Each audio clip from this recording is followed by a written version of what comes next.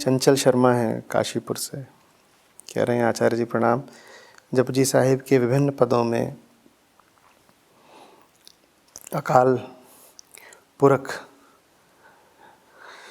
के हुक्म को लेके कहा है, हुक्म रज़ाई चलना। ये प्रभु व जीव के अंतर को मिटाने का तरीका बताया गया है। ये हुक्म, ये विशेष नियम क्या है, कृपया स्पष्ट करने की कृपा करें।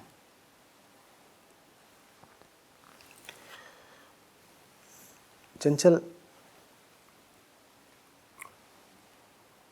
उसका हुक्म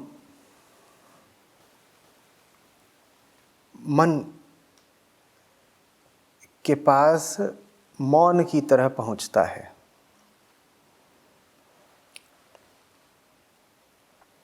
उसका हुक्म मन को किसी विशेष स्थिति में ले जाने का या जीवन को किसी विशेष स्थिति में ले जाने का नहीं है।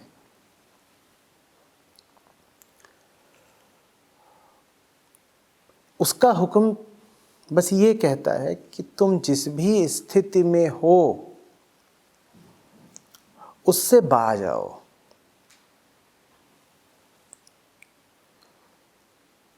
मन की सारी ही स्थितियां, सारी मनोदशाएं अशांति की हैं।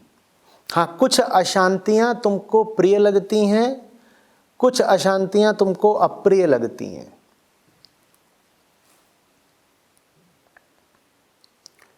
जो अशांतियां तुमको प्रिय लगती हैं उनको तुम सुख का नाम दे देते हो। जो अशांतियां तुमको अप्रिय लगती हैं उन्हें तुम दुख का नाम दे देते हो। तो तुम्हें लगता है सुख दुख परस्पर विरोधी बातें हैं। नहीं, परस्पर विरोधी बातें नहीं है। सुख दुख दोनों एक ही बात है। सुख दुख दोनों अशांति के ही नाम हैं। हुक्म है कि अशांति से बाहर जाओ। मन की सारी स्थितियां ही अशांति की हैं। तुम सभी स्थितियों से जरा अलग खड़े हो जाओ।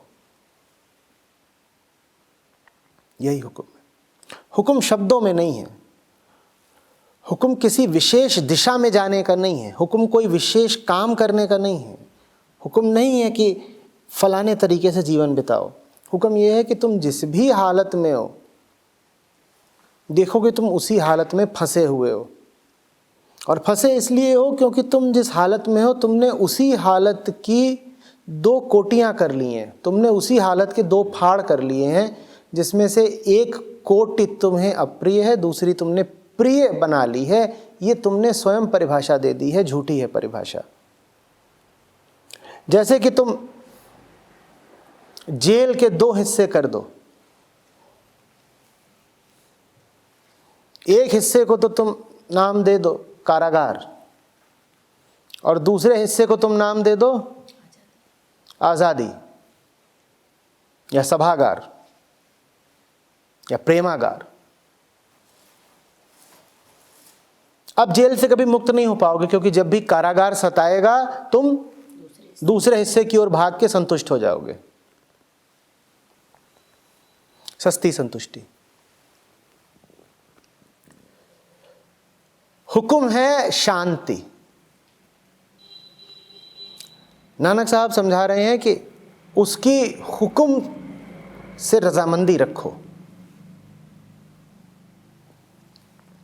तुम्हारी सहमति सिर्फ शांति के प्रति होनी चाहिए, किसी भी मानसिक स्थिति के प्रति नहीं। कोई पूछे किसके दीवाने हो, नहीं, किसी भी चीज के नहीं, किसी भी स्थिति के नहीं, किसी भी विचार के नहीं। शांति शांति शांति, शांति मात्र, यही हुक्म। यहां पर मैंने हुक्म की विवेचना करी जरा अशांति को आधार बना के। मैं अन्य आधार भी चुन सकता था। मैं अहिंसा को भी आधार बना सकता था। मैं कह सकता था कि मन की सारी स्थितियां हिंसा मात्र हैं।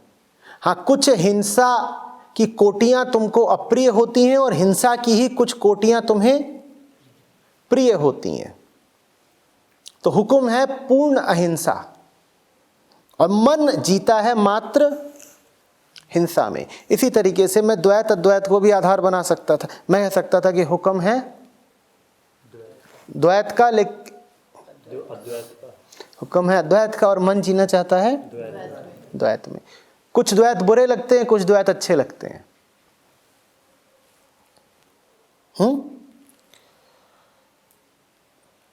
मैंने शांति को ही क्यों चुना?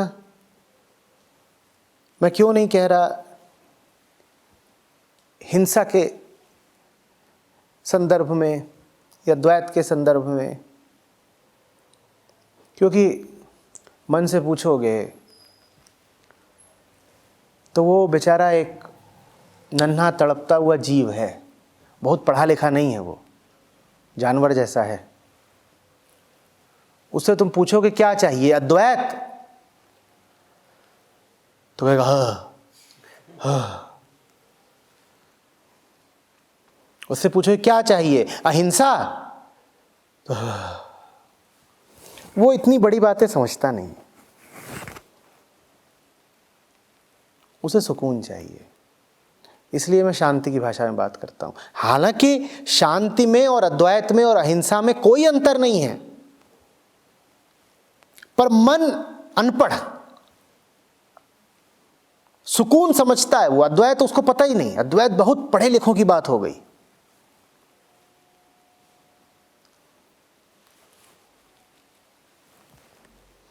हाँ, शांति के अलावा तुम किसी और भाषा में बात करना चाहो तो वो भाषा होगी फिर मुक्ति की, वो भी मन समझता है। जैसे मैंने कहा ना कि मन निरा जानवर है, जो भाषा जानता है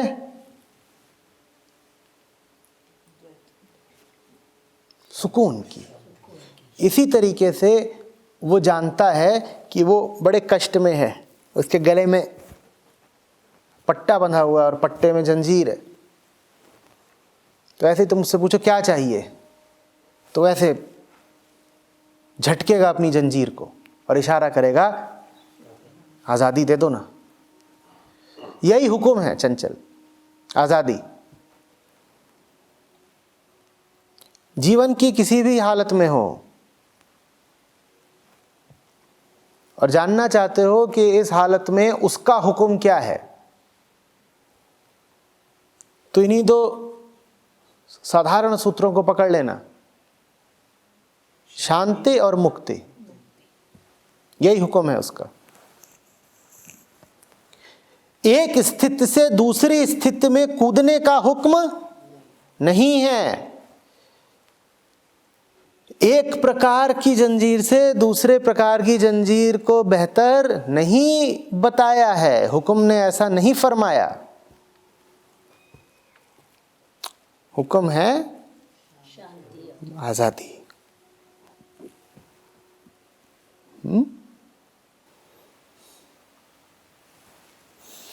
जपजी साहिब से ही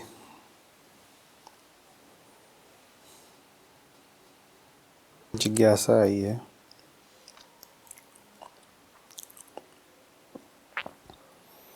सीमा है पंजाब से, जगमीत सिंह है पंजाब से, मनोज कुमार हैं दिल्ली से, रुशांक मिश्रा हैं ग्रेटर नोएडा से।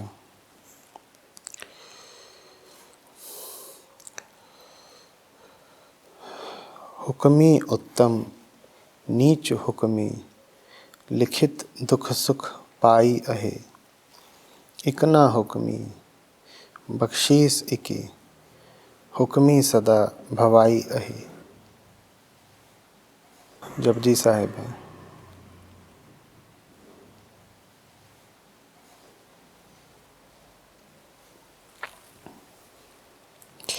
परमात्मा के हुक्म में कोई मनुष्य अच्छा बन जाता है, कोई बुरा। उसके हुक्म में ही अपने किए हुए कर्मों के लिखे अनुसार दुख तथा सुख भोगे जाते हैं। हुक्म में ही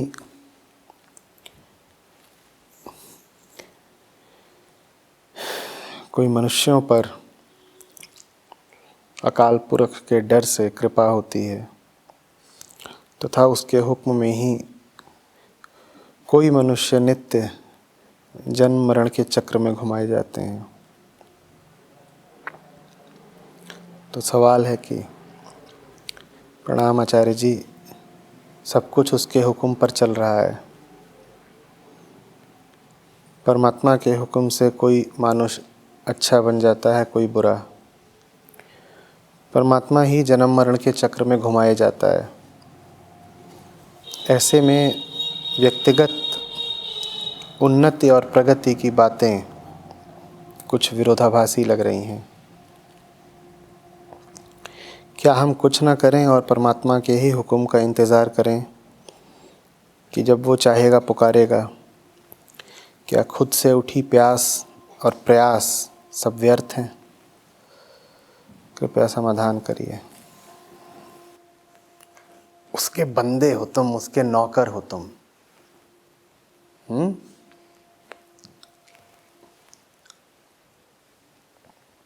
बंदे का फर्ज होता है, धर्म होता है कि खुद कुछ ना करे, लेकिन क्या उसका फर्ज ये होता है कि कुछ ना करे? बंदगी का तकाजा क्या है? खुद कुछ ना करो या कुछ ना करो? तो कुछ ना करो। करना तो बहुत कुछ पड़ता है। क्या करना पड़ता है? जो मालिक करवाए सब करना पड़ता है। जो मालिक करवाए सब करना पड़ता है। तो ये जो तुमने बात कही, ये कहने वाले पहले नहीं हो। बहुतों ने ये सुविधापूर्ण धारणा बनाई कि अध्यात्म का तो मतलब होता है कि अब कुछ करना धरना नहीं है, पड़े रहना है।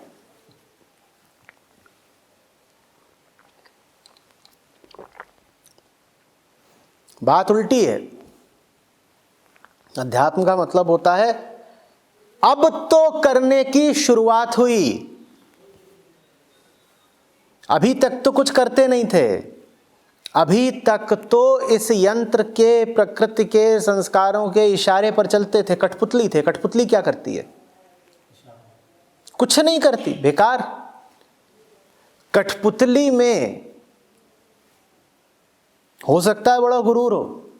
कठपुतली राजा बनी बैठी है। जाना कभी कठपुतली का खेल देखने, वहां जरूर एक बादशाह होता है, उसको बड़ा गुरूर है, हमने ये किया, हमने वो किया। कठपुतली राजा ने 4-5 कठपुतली सैनिकों का वध कर दिया और उसके बाद फूल के चल रहा है, हमने ये किया, हमने वो किया, पर हमने कुछ करा नहीं। अध्यात्म का अर्थ होता है अब पहली बार तुम्हारे करने की शुरुआत हुई। अभी तक तुम कुछ कर ही नहीं रहे थे। अभी तक तो ऐसे ही जैसे नींद में चले कोई, ये कोई करना हुआ। और कई बार लोग नींद में किलोमीटर 2 किलोमीटर निकल जाएं। क्या पता किसी दिन कोई नींद में पहाड़ ही चढ़ जाए। हुआ भी होगा कभी ऐसा, कौन जाने। ये कोई करना तो हुआ नहीं। आमतौर पे हम जीवन जैसा जीते हैं उसमें हमारा जितना भी करना है वो हमारे बंधनों के बीच होता है। तुम ऐसा भी कह सकते हो कि आमतौर पे हम जैसा जीवन जीते हैं उसमें हम नहीं करते, हमारे बंधन हमसे करवाते हैं। जैसे जेल के कैदी बड़ा काम करते हो, क्या किया? कुछ नहीं किया। तुमने थोड़ी किया, तुमसे करवाया गया। ऐसा आम आदमी का करना है। करता बहुत कुछ है पर फिर भी कुछ होता नहीं। अध्यात्म का मतलब होता है, मैंने कहा, अब तुम पहली बार करोगे क्योंकि अब तुम बंधनों के कहने पर नहीं करोगे, अब तुम ऊपर के हुक्म के कहने पे करोगे। बंधनों पे चलना आसान होता है। ये बात आपको थोड़ी विचित्र लगेगी, कहोगे बंधनों से तो किसी को अनुराग नहीं होता। बहुत होता है। बंधनों पे चलना बहुत आसान होता है क्योंकि बंधनों के भीतर बड़ी सुरक्षा होती है और बंधनों के हम अभ्यस्त हैं। तो बंधनों के भीतर भीतर काम करना बहुत आसान है। कठपुतली राजा से पूछ के देखो, कठपुतली का खेल वो हजारों सालों से खेल रहा है, उसे सब पता है क्या करना है क्या नहीं करना है।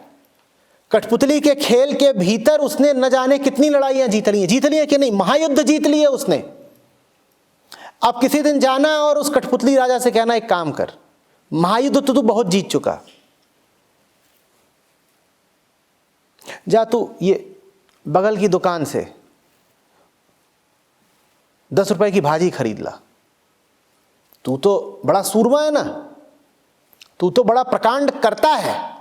अरे जब तू इतना कुछ कर सकता है कि दिन में 4 बार तू विश्व युद्ध जीतता है। कठपुतली राजा दिन में कितनी बार विश्व युद्ध जीतता है? 4 बार, वो भी समय तय है बिल्कुल। शाम को 6 बजे, फिर 8 बजे, फिर 9 बजे, फिर 10 बजे। समय भी तय है और युद्ध का परिणाम भी तय है। जितनी बार युद्ध होता है कौन जीतता है? कठपुतली राजा ही जीतता है। और उसके सामने कितनी बड़ी सेना होती है? 4। अरे 4 वो दिखने के हैं।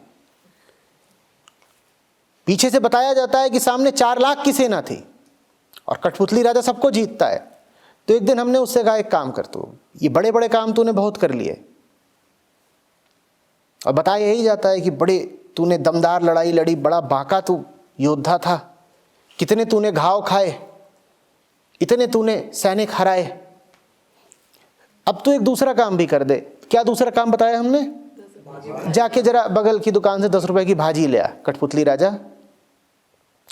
राजा गिर गया, मर गया, रोने लग गया। पता है वो इतना भी नहीं कर पाया। क्यों? क्योंकि ये भी उसे सिखाया नहीं गया था। जब तुमने कहा भाजी ले आ तो मूढ़ की तरह खड़ा रहा, रो भी नहीं पाया, वो अपनी अशक्तता भी व्यक्त नहीं कर पाया। हम बड़ी बड़ी लड़ाइयाँ जीतते हैं, पर वो सब लड़ाइयाँ वैसी ही हैं जैसी कठपुतली राजा की हैं। उनको जीतना आसान है। आज़ादी में 10 रुपए की भाजी खरीदना भी बड़ा मुश्किल है।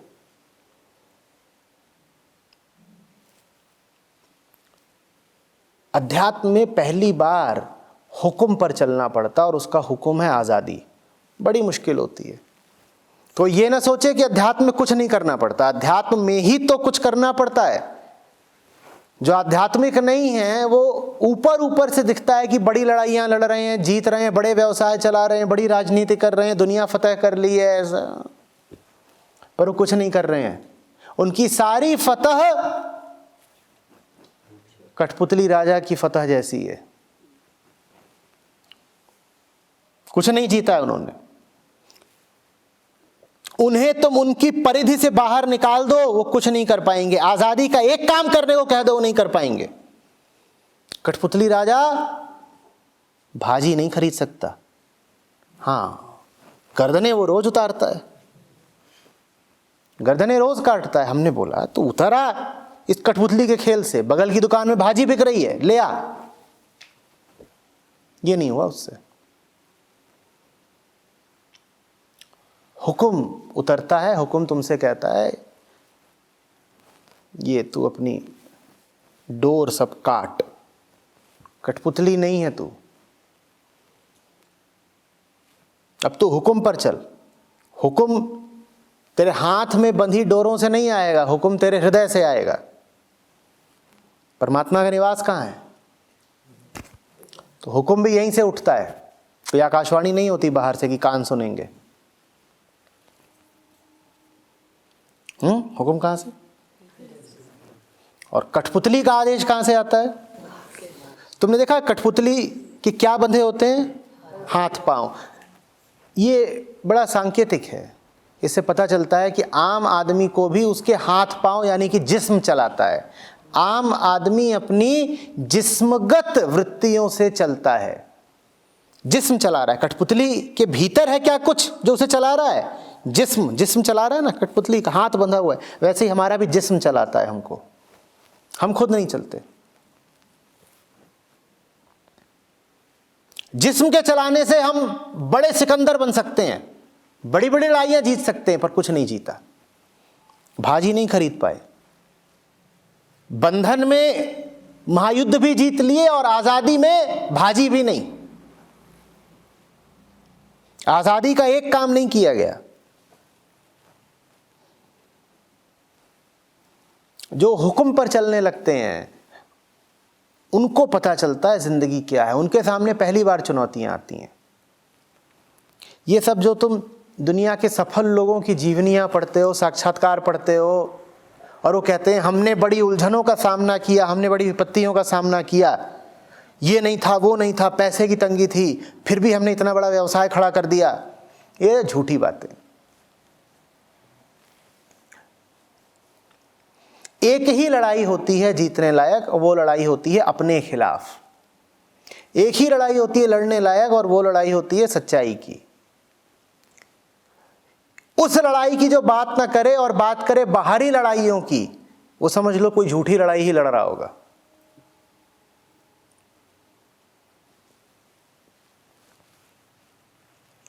तुम्हें और किसी के खिलाफ लड़ना ही नहीं है, तुम्हें अपने भीतरी जानवर के खिलाफ लड़ना है। और ये जो लोग हैं जो सांसारिक सफलता की बात कर रहे हैं, तुम मुझे बताओ सफलता की इनकी कहानियों में कहीं भीतरी जानवर का जिक्र होता है? ये कहीं भी बताते हैं कि भीतर बहुत बड़ा जानवर बैठा था जो मुझे खाए जा रहा था और मैं लड़ा और मैं जीता, इसलिए हूं मैं महापुरुष, इसलिए हूं मैं महावीर? वो कभी बोलते हैं? वो भीतरी जानवर का जिक्र ही नहीं करते। वो अपनी सारी तकलीफें बाहर ही बताते हैं। कहते हैं संसार खराब था, सरकार खराब थी, व्यवस्था खराब थी, समाज खराब था, हमारी तकदीर खराब थी, हमारा घर खराब था, हम इन सबसे लड़े और जीते। वो ये कभी नहीं कहते कि हम ही खराब थे और हम खुद से लड़े और जीते। कभी कहा? बोलो। ये जो तुम्हारे ग्लोबल टॉप 100, टॉप 500 हैं, जिनके नाम तुम पढ़ते हो और उनके सामने बिल्कुल दंडवत हो जाते हो, इन्होंने कभी ये कहा कि कुछ खराब नहीं था, हम ही खराब थे और हमने स्वयं पर विजय पाई है? कहा कभी इन्होंने? इनकी लड़ाइयां झूठी हैं, ये कठपुतली राजा हैं। ये कठपुतली राजा हैं, कभी इन्हें असली लड़ाई लड़नी पड़ी तो चित्त हो जाएंगे, बिल्कुल बिना लड़े चित्त हो जाएंगे। अध्यात्म में असली लड़ाई लड़नी पड़ती है।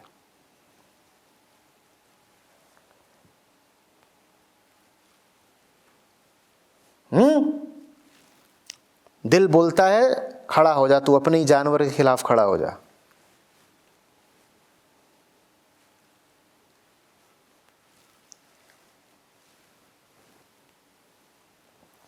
यही त्याग है, यही कुर्बानी है।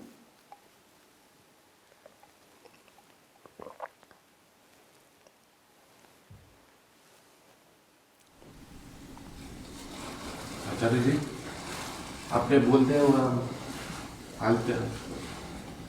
बोलते हुए मैंने सुना है कि अगर आप किसी को प्यार कर रहे हो तो उनमें ही आपको राम को देखना पड़ेगा। तब अगर वो इंसान चले जाए भी आपको दर्द नहीं हो पाएगा। लेकिन कैसे उनमें राम देखना है? राम हो, ऊपर वाला हो, उसको तो उसके हुक्म से ही जाना जाता है ना। उसका हुक्म हमने कहा शांति और मुक्ति का है। जिससे भी संबंध बनाओ, वो संबंध इन्हीं दो बातों पर आश्रित होना चाहिए। तुम मुझे आज़ादी दो, मैं तुम्हें आज़ादी देता हूँ।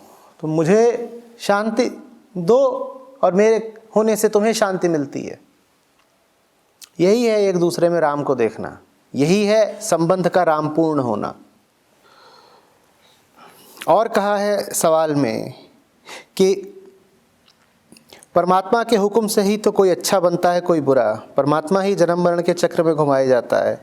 ऐसे में व्यक्तिगत उन्नति और प्रगति की बातें कुछ विरोधाभासी लग रही हैं।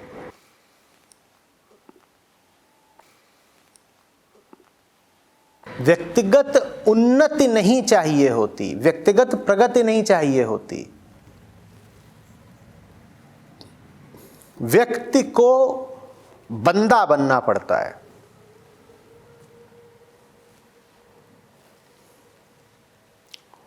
पंजाबी का बड़ा योगदान है। पंजाबी में नहीं कहेंगे इंसान या व्यक्ति या जीव, वहां पर किसी को भी संबोधित करना होगा तो कहेंगे बंदा। और बंदा माने जानते हो क्या? जो झुका हुआ है, जो बंदगी में है, बंदा। 2 बंदे आए थे, 4 बंदियां हैं वहां पर, ऐसे बात करते हैं।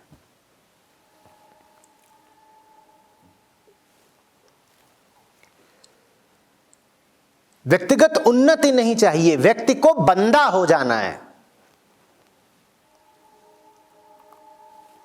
ये व्यक्ति है, ये व्यक्ति है, इसे इसका गुलाम हो जाना है।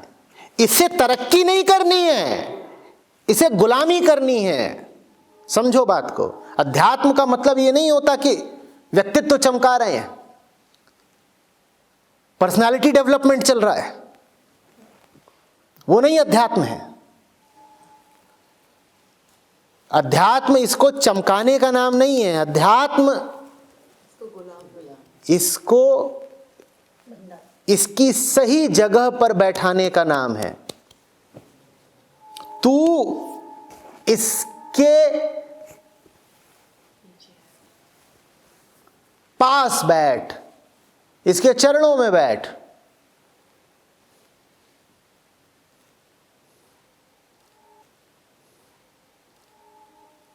और जब कुछ सीख ले, जब तेरी बंदगी परवान चढ़ने लगे, तो गले मिल जा। यही 2 जगह हैं तेरी।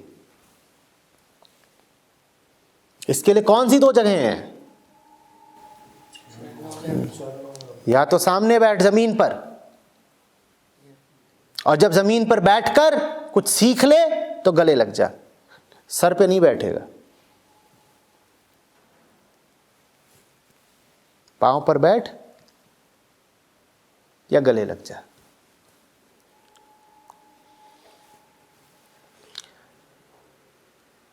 राम सीता हनुमान के चित्र देखे हैं ना? श्री राम हनुमान का क्या रिश्ता है? तुम चित्रों में भी देखते होगे तो हनुमान कहाँ दिखाई देते हैं? जमीन पर बैठे दिखाई देते हैं, या फिर गले मिलते हुए दिखाई देते हैं। और अगर हनुमान जी का ही चित्र है तो अक्सर उसमें देखोगे कि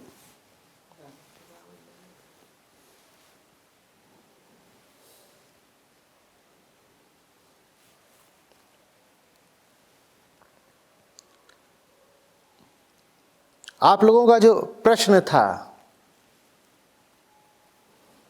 उस प्रश्न में मन और आत्मा के रिश्ते के प्रति की समझ का अभाव था। जो आप कह रहे हैं कि परमात्मा के हुक्म के प्रति हमारा क्या रुख हो, तो आप समझ ही नहीं रहे हैं कि बात सीधे सीधे आत्मा और मन की है। आप परमात्मा को कोई शायद बाहरी इकाई समझ रहे हैं। परमात्मा से आशय होता है आत्मा, हृदय ही आत्मा है।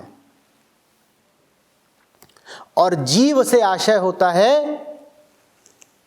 शरीर, शरीर ही जीव है।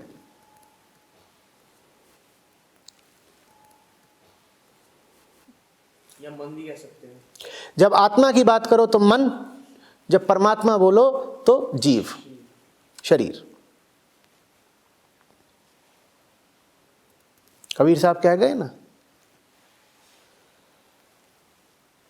सत्य गुरु मन चेला है, सत्य गुरु मन चेला है। ये गुरु है, ये चेला है।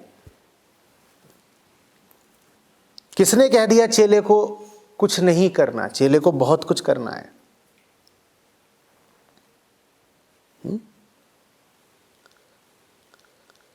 गुरु जो बताए वो सब कुछ करना है। एक और बात जो आपके सवाल से निकल के आ रही है वो ये है कि दुनिया में जो अच्छा है वो भी परमात्मा ने करा, जो बुरा है वो भी परमात्मा ने करा, तो आदमी के फिर हाथ में क्या है? वही सुख देता है, वही दुख देता है, तो फिर हम किस काम के? नहीं, वो यूं ही मनचला होकर के सुख दुख इत्यादि नहीं दे देता है। वो ऊपर बैठ कर के बिना किसी आधार के यूं ही पासे नहीं फेंक रहा।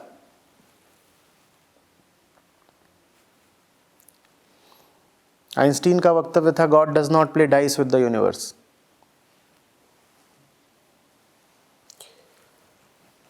रैंडम नहीं है ये दुनिया।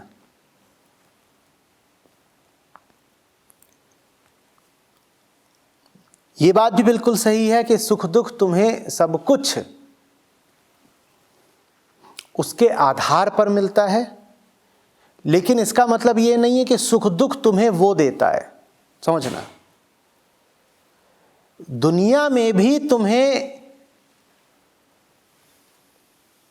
उपलब्धियां किन्हीं आधारों पर होती हैं, नियमों के आधार होते हैं। नियमों का आधार है, पर नियमों ने तुम्हें उपलब्धियां नहीं दी हैं। एक खेल का उदाहरण ले लो, तुम टेनिस खेल रहे हो। टेनिस में तुम्हें जीत या हार नियमों के आधार पर मिलती है, पर नियमों ने तुम्हें जीत या हार नहीं दी है। जीत या हार तो तुम्हें तुम्हारे कर्मों ने दी है। तुम ये थोड़ी कहोगे कि नियमों के कारण मैं हार गया। जो नियम तुम्हारे लिए थे वही प्रतिपक्षी के लिए भी थे, वो क्यों जीत गया? नियमों को क्यों दोष दे रहे हो? परमात्मा ने प्रकृति के नियम निर्धारित कर दिए हैं, और नियम निर्धारित करके वो पीछे हट गया है। इसके आगे वो हस्तक्षेप छेड़छाड़ नहीं करता। नियम उसके हैं, पर नियमों के साथ तुम क्या कर रहे हो ये तुम्हारा व्यक्तिगत मामला है। इसी को तो अहंता कहते हैं। कर्म करने का पूरा अधिकार उसने तुमको दे दिया, और तुमको रोकने नहीं आएगा। तुम्हें पूरी छूट है, चाहो जैसे कर्म करो, लेकिन कर्मफल भुगतना पड़ेगा। कर्मफल भुगतोगे या नहीं भुगतोगे, इसमें कोई छूट नहीं मिलेगी। कर्म में छूट है, कर्मफल में छूट नहीं है। कर्म जो करना है करो, कर्मफल मिलते समय नहीं कह पाओगे कि नहीं चाहिए। कर्म किया है तो भुगतो। तो सुख दुख तुमको परमात्मा के आधार पर मिलता है, परमात्मा से नहीं मिलता। ठीक वैसे जैसे टेनिस में जीत या हार नियमों के आधार पर होती है, नियमों के कारण नहीं होती। कारण तो तुम्हारा अपना खेल है, वो तुम जानो तुम कैसा खेले। तुम जमीन पर हो, उसने तुमको रैकेट देके पैदा किया है और गेंद देके, और जमीन ही तुम्हारा कोर्ट है। कैसे खेलना है तुम जानो, नियम उसने तय कर दिए हैं पहले से। और नियम क्या है? जैसा बोएगा वैसा काटेगा। अब अगर तुम्हारी जिंदगी दुख में बीत रही है, पीड़ा में बीत रही है, तुम्हारे सरदर्द बना रहता है, तुम एक क्षोभ और ग्लानि बने रहते हैं,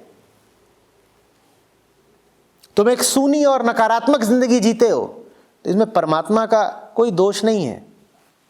उसने तो तुम्हें यह भी संभावना दी थी कि तुम ऊंचे से ऊंचे तरीके से जियो, कि तुम्हारे मन में बगिया लहराए, फूल खिले रहे। उसने तो यह संभावना भी दी थी। तुम जीतो नहीं तो उसका क्या दोष है? जो रैकेट तुम्हारे पास है वही विपक्षी के पास भी है। तुमसे एक गेंद नहीं छुई जाती, और जो नेट के उस तरफ है वो दनादन दनादन शॉट मार रहा है। इसमें परमात्मा का क्या दोष है? प्रैक्टिस के टाइम तुम कहां थे भाई? अब तुम कह रहे हो ये तो बनाने वाले की दुनिया ही जरा ठीक नहीं है। बनाने वाले ने तो बना के तुम्हारे हाथ में सौंप दी है। अब उसका तुम क्या कर रहे हो तुम जानो। तरने वाले इसी दुनिया का इस्तेमाल करके तर गए, बाकी मर गए। बाकियों के लिए मृत्यु लोक है। तरने वाले तरते जाते हैं और मरने वाले मरते जाते हैं।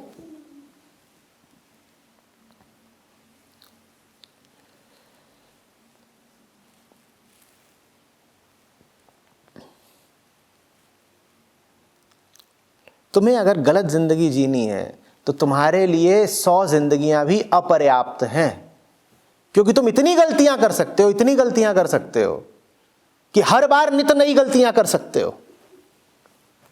तुम्हें 100 जिंदगियां भी दी जाए, तुम कहोगे अभी कुछ और गलतियां आजमाना बाकी है। इसमें परमात्मा का क्या दोष है भाई? वो तो यहां बैठा है और वो यहां बैठ करके तुम्हें लगातार इशारे करता ही रहता है कि क्या कर रहा बावले, तू अभी भी नहीं होश में आ रहा। वो तो लगातार भीतर से बड़बड़ाता ही रहता है, जैसे घर का कोई बुढ़ा कि घर के सारे जवान लगे हुए हैं व्यसनों में, नशे में, बर्बादी में, और बुढ़ऊ घर के बाहर बैठे हुक्का लेकर के। अब उनमें वो वहां से धीरे धीरे बोल रहा है, ये भी तो मान नहीं रहा, ये भी बर्बाद है, घटिया है। वो जा रहा पीछे से बोला, राका। राका को सुनाई ही नहीं पड़ रहा, वो अपना चूर है नशे में, पर ये बुढ़ऊ तो पीछे से आवाज देते ही रहते हैं। उनकी कोई सुनता नहीं है। हाँ, एक नियम, एक मर्यादा इन बुढ़ऊ ने पाल रखी है, और क्या है वो नियम? सलाह तो दूंगा, जबरदस्ती नहीं करूंगा, हस्तक्षेप नहीं करूंगा, मैं बताता रहूंगा, पर मैं किसी को विवश नहीं करूंगा। मैं बताता रहूंगा, तुम सम्मानपूर्वक, प्रेमपूर्वक मेरी बात सुन लो तो अच्छा है, नहीं सुनो तो तुम जानो। परमात्मा बड़ा निरपेक्ष है।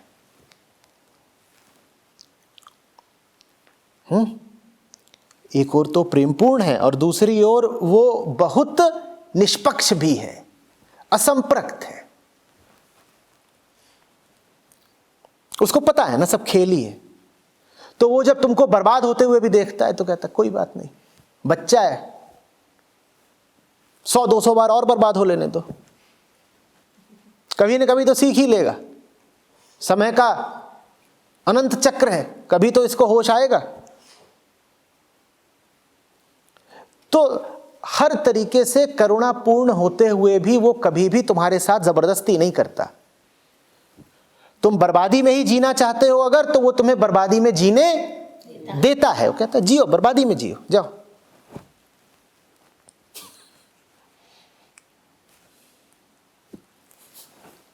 हाँ, जिस दिन तुम्हें होश आ जाए, जिस दिन तुम्हें जरा सा ख्याल आ जाए कि घर के एक कोने में वो बुढ़ा भी बैठा है जो न जाने क्या सीख देता रहता है, न जाने क्या बड़बड़ाता रहता है, उसके पास चले जाना।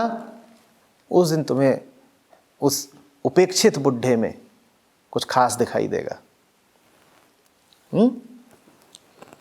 जिन परमात्मा की आप बात कर रहे हैं, कुछ ऐसे होते हैं कि वो उसी परमात्मा की सुनते हैं, जैसे मैं मंसूर हुए, सुकरात हुए, और भी संत हुए, जीसस हुए।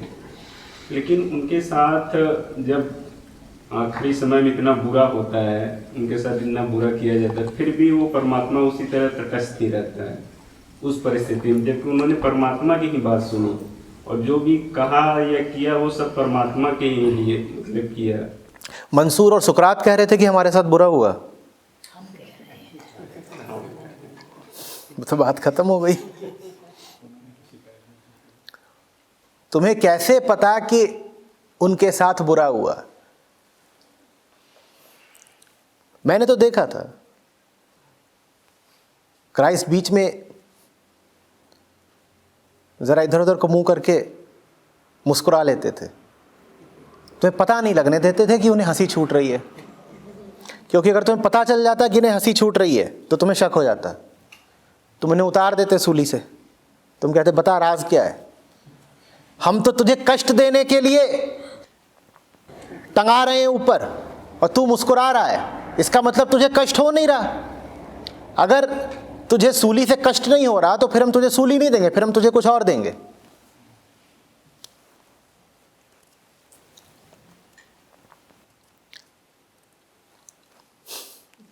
तुम्हें कैसे पता कि जो कुछ हो रहा था उसमें मंसूर की, सुकरात की, क्राइस्ट की, सरमद की, और न जाने कितने हुए हैं, उन सब की रजामंदी नहीं शामिल थी। तुम्हें कैसे पता? अगर हुक्म रजाई चलना है तो हुक्म से उनकी रजामंदी थी कि नहीं थी?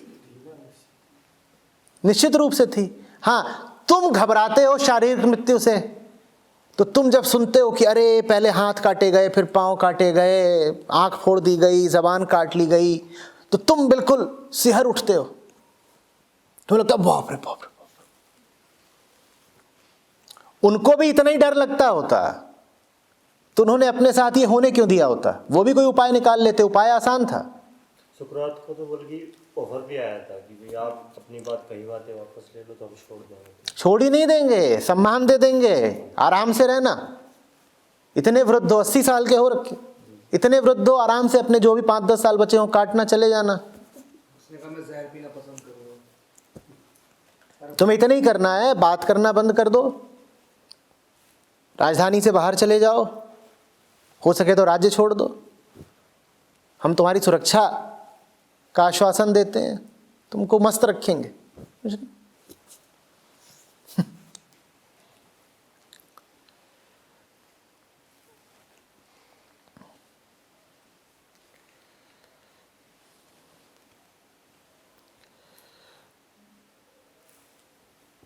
जैसे वो अपने इस एक्ट से कोई एक डीप मैसेज छोड़ के गए हो, कि कोई डीप मैसेज हो। भगत सिंह ने बोला था कि मेरे इस सूली से ही बहुत सारे लोग जाग जाएंगे। हाँ, तो जगी। बेकार ही गई भगत सिंह की कुर्बानी।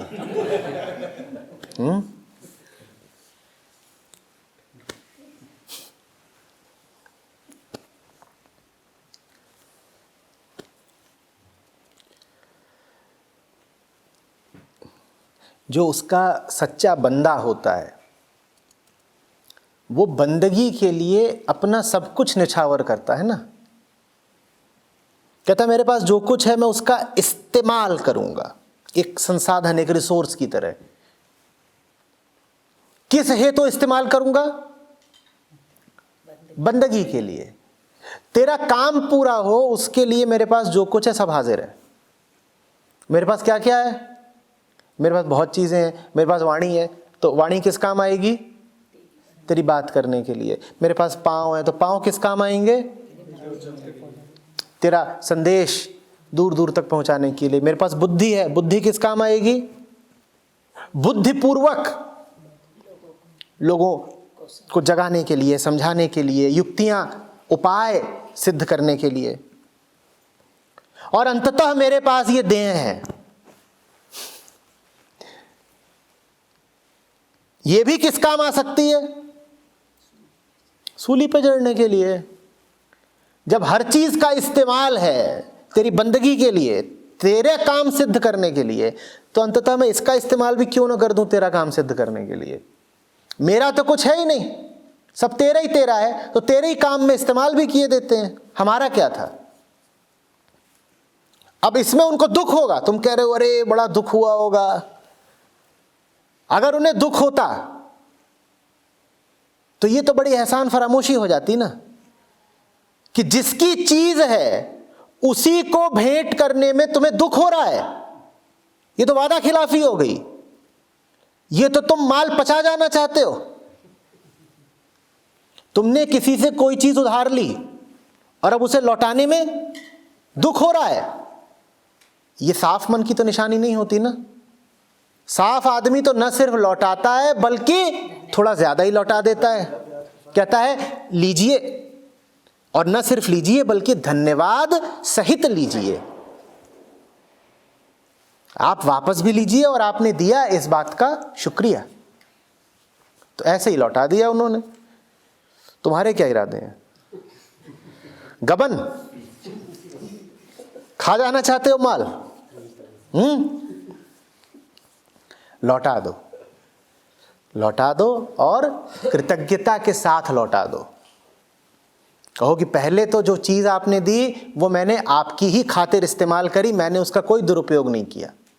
आपने दी थी तो आपके मकसद के लिए ही उसका इस्तेमाल भी हुआ। मैंने उसका किसी मायावी या व्यक्तिगत मकसद के लिए इस्तेमाल नहीं किया। और जब वक्त आया तो हमने उसको सादर लौटा भी दिया।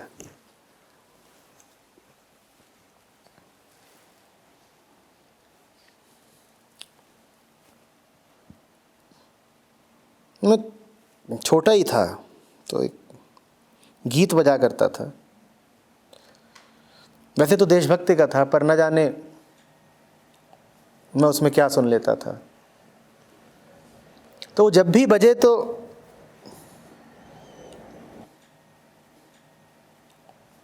रोंगटे खड़े हो जाएं।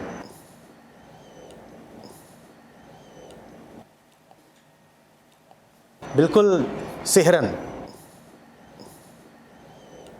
और उसमें वो 2 ही पंक्तियां थीं, कहती थी, जिंदा रहने के मौसम तो बहुत है मगर जान देने की रुत रोज आती नहीं। हुस्न और इश्क दोनों को रुसवा करे वो जवानी जो खून में नहाती नहीं। मरते मरते रहा बांकपन साथियों। तो जान देने में जो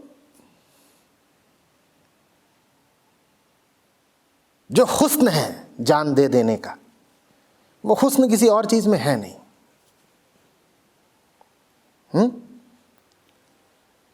जो खूबसूरती है आखिरी कुर्बानी भी दे देने में, सेना में कहते हैं सुप्रीम सैक्रिफाइस, उसमें जो खूबसूरती है वो दुनिया की किसी और चीज में है नहीं। तुम उसको दुख मत समझ लेना, उसमें कोई दुख इत्यादि नहीं है। बल्कि जब तुम वो आखिरी आहुति दे रहे होते हो तो दिल बड़ा हल्का हो जाता है, जैसे कि किसी की सौगात उसको लौटा दी हो, कि आपकी चीज थी, लिए लिए फिरते थे, जरा तनाव रहता था कि जिसकी चीज है उसके पास है नहीं, हमारे पास है, जब तक हमारे पास है तो इसकी सुरक्षा करनी पड़ेगी। आज आपको वापस दिए देते हैं, मन से तनाव उतर गया।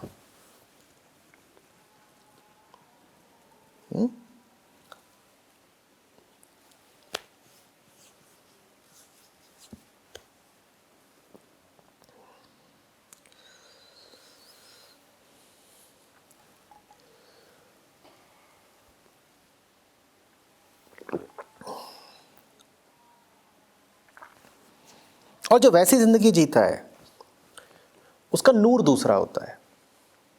बेवजह नहीं है कि तुम शहीदों के अगर चित्र भी देखो तो आंखें उनके चेहरे पर अटक जाती हैं। कुछ ऐसा होता है उनके चेहरे पे कि तुम आसानी से आगे नहीं बढ़ सकते।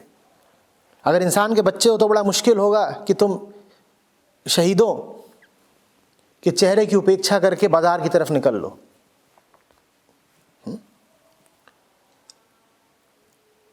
वो नूर उनके चेहरे पर आता ही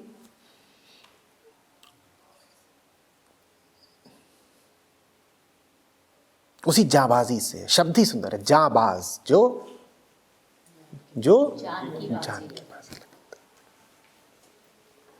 तो जाबाजी चाहिए।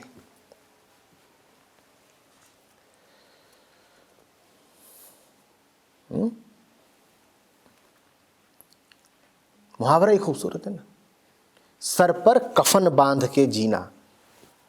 ये नहीं कि सिर्फ कभी कभी सर पे टोपी रख लो कि पता चला कि अरे ठंड बहुत है, या कि जा रहे हो किसी धर्मस्थल में प्रवेश के लिए तो तुमने सर ढक लिया। रवायत होती है ना कि सर ढाक के जिंदगी ही जियो सर पे कफन बांध के। मजा आता है, बहुत मजा आता है।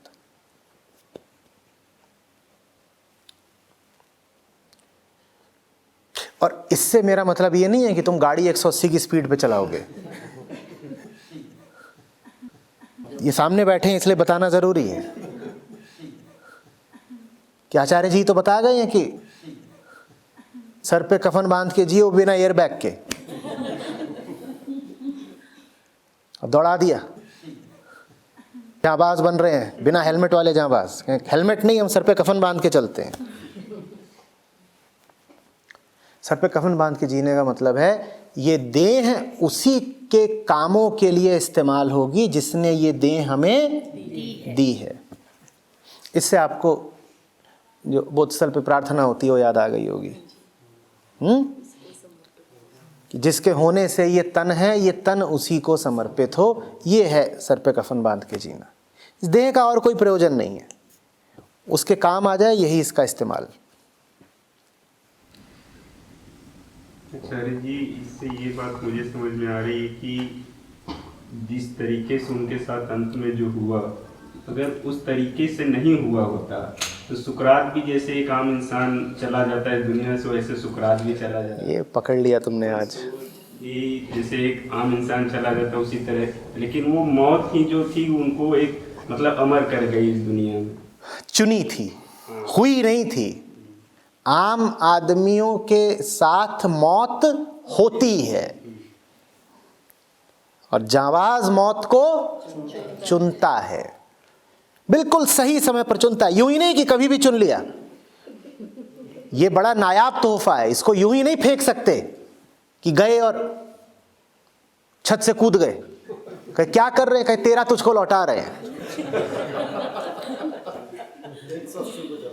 हाँ, तो इतना खूबसूरत, इतना कीमती तोहफा मिला है, इसलिए नहीं मिला है कि तो व्यर्थ ही बर्बाद कर दो। बिल्कुल सही समय चुन करके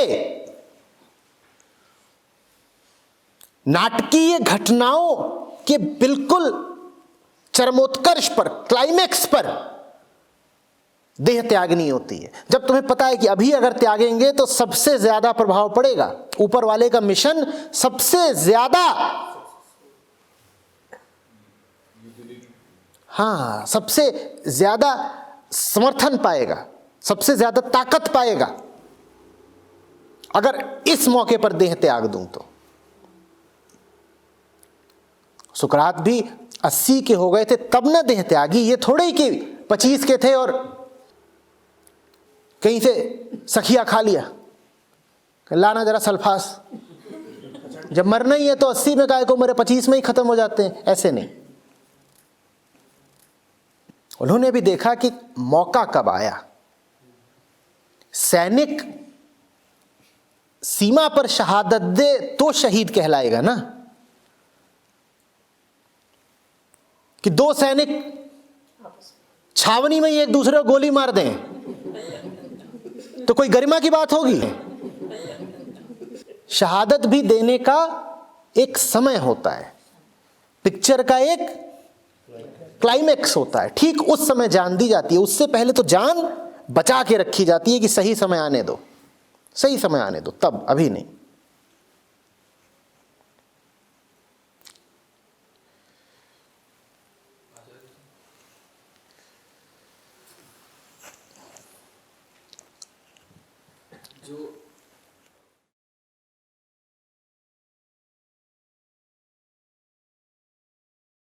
फुटबॉल खेलिए, खेलिए। एक मौका होता है जब गेंद अपने पास रखनी होती है। बहुत जरूरी होता है गेंद तुम्हारे पास रहे। उस वक्त अगर कोई तुमसे गेंद छीनने आता है तो तुम ड्रिबलिंग करते हो, उसको छकाते हो, भागते हो। गेंद मेरे ही पास रहनी चाहिए। और एक मौका आता है जब गेंद तुम्हारे पास नहीं रहनी चाहिए। कैसे अंदाज लग जाता है कि अब मौका आ गया है कि गेंद छोड़ दो, त्याग दो, गेंद को पास कर दो। और कुछ बुरा हो जाता है अगर तुमने गेंद छोड़ दी, पास कर दी, कुछ बुरा हो जाता है। बल्कि अपने पास अगर रखते तो अब बुरा हो जाता, क्योंकि तुम्हें 3 लोगों ने घेर लिया था। अभी भी अगर तुमने अपने पास गेंद रखी होती तो गेंद छिन जाती। तो ऐसे मौके आते हैं जब जरूरी हो जाता है कि तुम गेंद का त्याग कर दो। अब तुमने गेंद छोड़ दी, तुम कैद में थे, तुम्हें 3 डिफेंडर्स घेर चुके थे, तुम क्या करोगे? तुम गेंद को छोड़ दोगे। सुकरात ऐसे जीवन त्यागते हैं। कहते हैं अब बहुत पकड़ ली गेंद, अब अगर गोल चाहिए तो गेंद छोड़नी पड़ेगी। अब अगर गोल, फॉरवर्ड हूं, घुस गया हूं डिफेंस में, लेकिन मुझे अब 3 डिफेंडर्स ने घेर लिया है, लेकिन गोल तो करना है क्योंकि मिशन ऊपर वाले का है, गोल तो करना है। और इस बात की कोई अहमियत नहीं है कि गोल मेरे द्वारा हो रहा है या किसी और से हो रहा है, इस शरीर से हो रहा है, उस शरीर से हो रहा है, फर्क नहीं पड़ता, गोल होना जरूरी है। तो मैं गेंद का त्याग करता हूं।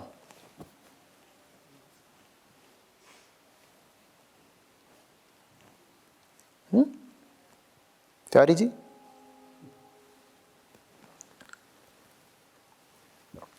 सबसे अच्छी मिसाल सिख गुरु है, इससे सुंदर मिसाल नहीं मिलेगी। उनमें से कईयों की शहादत हुई है। गुरु तेग बहादुर को जब दिखाई दे गया था कि अब औरंगजेब ने पकड़ ही लिया है, तो औरंगजेब के पास जाने से पहले गुरु गोविंद सिंह को गद्दी नशीं कर गए थे। गुरु गोविंद सिंह को अगला गुरु घोषित कर गए थे, गेंद दे दी। हालांकि गुरु गोविंद सिंह साहब तब सिर्फ 9 वर्ष की अवस्था के थे, पर वो समझ गए थे अब जा रहा हूं औरंगजेब के पास, वापस तो आऊंगा नहीं, जिंदा नहीं लौटूंगा। औरंगजेब ने उनसे कहा मुसलमान हो जाओ। नहीं, बोले अच्छा अगर तुम कहते ही हो कि तुम ऊपर वाले के बंदे हो तो कोई चमत्कार करके दिखाओ, कान से कबूतर निकाल के दिखाओ, वही सब बातें।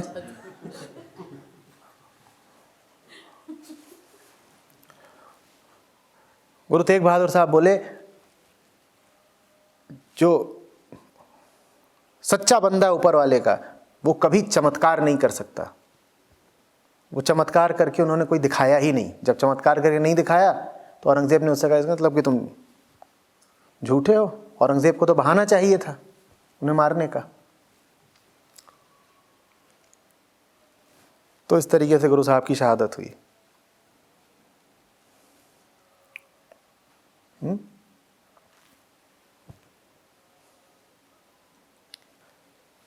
एक समय आता है जब जरूरी हो जाता है, उसके काम के लिए जरूरी हो जाता है कि तुम अपनी शहादत दे दो। कभी कभी वो रुत आती है। जिंदा रहने के मौसम तो बहुत है मगर जान देने की रुत रोज आती नहीं। तुम रोज जान देने को आमादा मत हो जाना। समझाने वाले ने भी कहा है कि जान देने की रुत कभी कभी आती है। जब वो रुत आए तब तुम प्रस्तुत रहना, तब प्रस्तुत रहना, तब पीठ मत दिखा देना। ये नहीं कि तब कायरता, वो नहीं। आचार्य जी, धर्म चेंज करने में क्या दिक्कत आती है? अगर मुसलमान बनने की बोल रहे हैं तो मुसलमान क्यों नहीं बन सकते? वो भी तो फिर परमात्मा तो एक ही है। परमात्मा एक है, पर औरंगजेब जिस हिसाब से इस्लाम को देखता था उस इस्लाम में कोई सच्चाई नहीं थी। बिल्कुल ठीक कहा तुमने कि इस्लाम का परमात्मा हो या सिखों का परमात्मा हो या ईसाइयों का परमात्मा हो, वो तो एक ही है। पर औरंगजेब जो गुरु साहब को करने को कह रहा था वो परमात्मा से संबंधित कोई बात ही नहीं थी।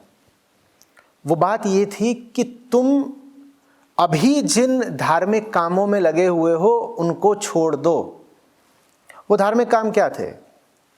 धार्मिक काम ये थे कि कश्मीर में जितने पंडित थे, औरंगजेब उन सबका धर्म परिवर्तन करवा रहा था बलात्, कश्मीरी पंडितों को मुसलमान बनवाने के लिए। तो उन पंडितों ने गुरु साहब से फरियाद करी थी कि बचाओ। तो गुरु साहब ने विरोध किया था कि ये ठीक नहीं है। इसीलिए उनको हिंद की चादर भी बोलते हैं। हिंदुओं को बचाने वाली चादर थे वो। तो इसीलिए औरंगजेब नाराज हुआ था कि भाई मैं कश्मीर की पूरी आबादी को मुसलमान बनाए दे रहा हूं, आप क्यों बीच में आते हैं? तो जब औरंगजेब गुरु साहब से ही बोल रहा है कि इस्लाम ग्रहण कर लो, तो वो कोई अल्लाह वाला इस्लाम नहीं है, पैगंबर मोहम्मद वाला इस्लाम नहीं है। जिस इस्लाम की बात औरंगजेब कर रहा है वो एक पंथ है, एक संप्रदाय है। औरंगजेब कोई अल्लाह का बंदा नहीं था। अल्लाह का बंदा दूसरों पर अपनी धार्मिक मर्जी थोड़ी ही थोपता है कभी।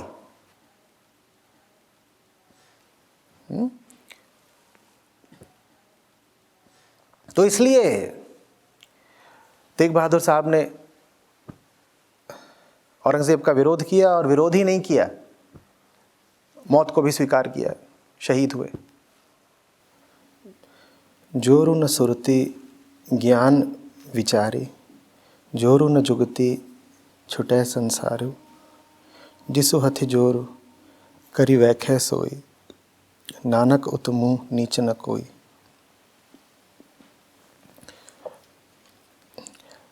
आत्मिक जागृति में, ज्ञान में तथा विचार में रहने की भी हमारी सामर्थ्य नहीं है, उस युक्ति में रहने के लिए भी हमारा वश नहीं है, जिस कारण जन्म मरण समाप्त हो जाता है। हे नानक, अपने आप में न कोई मनुष्य उत्तम है, न ही कोई नीच।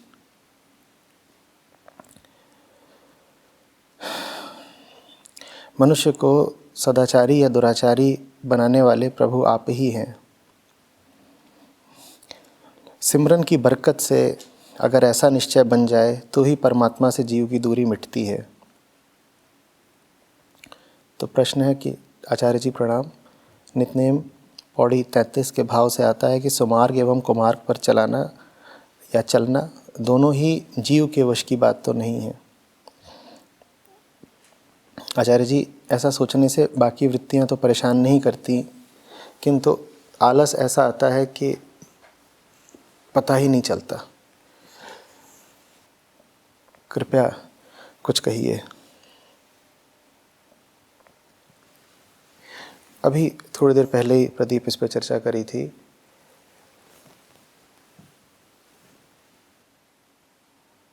बंदगी का, समर्पण का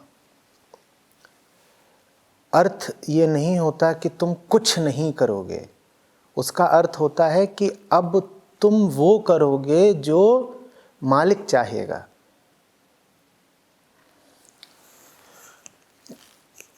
तुम जो संदेह सामने रख रहे हो उसके मूल में जो भ्रम है, पहले उस पर रोशनी डालते हैं। अभी तुम जैसी ज़िंदगी जी रहे हो, तुम्हें भ्रम है कि तुम उसके कर्ता हो, ये भ्रम है तुमको। तुम्हें लगता है कि तुम्हारी ज़िंदगी तुम्हारे चलाने से चल रही है। तुम्हें लगता है कि अपने सुख दुख के या अपनी भलाई के जिम्मेदार तुम हो। ऐसी तुम ज़िंदगी जीते हो। तुम कहते हो नौकरी कर रहा हूँ, नौकरी से मेरी बेहतरी होगी, ज़िंदगी में तरक्की करनी है और तरक्की मुझे मिलेगी मेरी युक्ति से, मेरी बुद्धि से। मैं कुछ जोड़ तोड़ करूँगा, कुछ जुगाड़ करूँगा, प्रयत्न करूँगा तो ज़िंदगी में मेरी तरक्की होगी। तुम अभी एक मान्यता पाले हो, एक भ्रम पाले हो। वो मान्यता क्या है? वो मान्यता ये है कि अभी जो तुम कुछ कर रहे हो उसके तुम कर्ता हो। तुम सभी ऐसा मानते हैं ना कि हम ऐसा कर रहे हैं, इसीलिए तो हमारे सामने फिर ये प्रश्न आता है कि अब हम आगे क्या करें, हम और क्या करें। लोग पूछते हैं अब मैं क्या निर्णय लूँ, अब क्या करूँ, क्योंकि तुमने अपने कंधों पर एक जिम्मेदारी रखी हुई है। उस जिम्मेदारी का नाम है कर्ता भाव। कर्ता भाव का साधारण भाषा में अर्थ ये है कि अपनी भलाई, अपनी वेलफेयर का जिम्मेदार मैं हूँ, मेरा भला मेरे किए होगा। ये हम सब की मान्यता है ना। फिर इसीलिए जब ज़िंदगी वैसी नहीं चलती जैसा हम उसे चलाना चाहते हैं तो हमें बड़ा झटका लगता है, निराशा लगती है, दुख होता है ना, होता है ना। सबसे पहले तो तुम्हें ये समझना ज़रूरी है कि अभी तुम जैसी ज़िंदगी जी रहे हो तुम उसके कर्ता नहीं हो, तुम उसमें कठपुतली हो। जब तक तुम ये मानते रहोगे कि अभी तुम कर्ता हो तब तक तुम्हें समर्पण का अर्थ आलस लगेगा। समझना बात को। अगर तुम अभी कर्ता हो तो फिर तो समर्पण का एक ही मतलब हो सकता है, आलस, कि अभी मैं बहुत कुछ कर रहा हूं, फिर मैं राम को समर्पित हो जाऊंगा, फिर मैं कुछ नहीं करूंगा, मैं चुपचाप पड़ा रहूंगा। वो एक कहानी हुई। वो कहानी कहती है अभी कर्ता हो और अगर समर्पित हो गए तो आलसी हो जाओगे। वो कहानी झूठी है। असली कहानी ये है कि अभी तुम कर्ता नहीं कठपुतली हो। अभी तुम कर्ता नहीं कठपुतली हो, और कठपुतली तुम उसकी नहीं हो, तुम कठपुतली हो प्रकृति की, माया की, समाज की, अपने तमाम तरीके के वृत्तियों की, संस्कारों की, तुम इनकी कठपुतली हो। तुम कर्ता हो क्या? तुम कर्ता हो ही नहीं। अब बंदगी का मतलब होगा कि तुम पहली बार कर्ता बनोगे। कैसे बनोगे कर्ता? तुम जो कर्तार है उसकी बंदगी करके कर्ता बन जाओगे। अभी कठपुतली हो, कर्ता बनना हो तो कर्तार के सेवक हो जाओ, कर्तार से एक हो जाओ, कर्तार के निकट हो जाओ, तब तुम वास्तव में कर्ता बनोगे। तो वास्तविक कर्ता भाव समर्पण से आता है, नकली कर्ता भाव अहंकार से आता है कि हम हैं, हम कर रहे हैं। नकली कर्ता भाव अहंकार से आता है और वास्तविक कर्तृत्व तो है कर्तार की सेवा, मालिक की बंदगी। इन दोनों बातों का अर्थ अगर समझ लोगे प्रदीप, तो बहुत साफ हो जाएगी जिंदगी। तुम अभी कर्ता नहीं हो, तुम्हारी जिंदगी तुम्हारी नहीं है, तुम्हारी जिंदगी किन्हीं और के हाथों की कठपुतली मात्र। उनको तुम कोई भी नाम दे सकते हो, 50 नाम दिए जा सकते हैं, पर एक बात पक्की है कि तुम आजाद नहीं हो। तुम आजाद नहीं हो तो तुम कठपुतली मात्र हो। ठीक है? समर्पण का मतलब होता है कि मैंने अपनी गुलामी ही समर्पित कर दी। त्याग का मतलब होता है कि ये जो कठपुतलित्व है, ये जो दासता है, मैंने उसका त्याग किया। दासता का त्याग किया तो अब तुम, जाहिर सी बात है, क्या हो गए? जिसकी दासता खत्म हुई वो क्या हो गया? वो मुक्त हो गया, है ना? तो ज्ञान की भाषा में उसे मुक्त कहते हैं और प्रेम की भाषा में कहते हैं कि अब वो समर्पित हो गया। योग की भाषा में कहते हैं कि अब वो योगी हो गया, युक्त हो गया। जिस भाषा में कहना हो। तुम ये भी कह सकते हो मिलन हो गया तो योग हो गया। तुम कह सकते हो कि भ्रम से आजादी मिल गई, ये ज्ञान की भाषा है, तो तुम मुक्त हो गए। तुम ये भी कह सकते हो कि प्रेमी के साथ एक हो गए, एकाकार हो गए, एकत्व मिल गया, ये भक्तों की भाषा, ये प्रेम की भाषा है। या कह सकते हो जाके उसके चरण पे बैठ गए, ये भी भक्तों की भाषा है। राम के हनुमान हो गए। समझ में आ रही है बात? अब तुम राम की आज्ञा बजाओगे, अब तुम वो करोगे जो वो चाहता है। अब तुम कर्ता हुए, क्योंकि तुम कर्तार के समीप आ गए। आलस नहीं है। राम के समीप आने के लिए आलस कैसे सहारा बनेगा? पहली बात तो जो आलसी है वो अपनी डोरियां काट ही नहीं पाएगा। गुलाम को गुलामी से छूटने के लिए आलस चाहिए या जबरदस्त बल चाहिए? तो तुम आजाद हो सको इसके लिए भी बल चाहिए, श्रम चाहिए, साधना चाहिए, और आजादी के बाद तो और श्रम चाहिए, क्योंकि राम बड़ा काम कराता है। हाँ, बस ये है कि उसके काम में मजा खूब आता है, थकान जरा कम होती है। ये तो कोई सोचे ही नहीं कि जो राम के साथ हैं वो मौज मार रहे हैं। मौज किस किस्म की? तुम्हारी किस्म की। तुम्हारी तो मौज यही होती है ना, कुछ करना नहीं, बिस्तर तोड़ना है। जो राम के साथ हैं वो तुम्हारी वाली मौज नहीं मारते, उनकी मस्ती दूसरी होती है, हाड़ तोड़ मस्ती होती है उनकी, बड़ी मेहनत लगती है।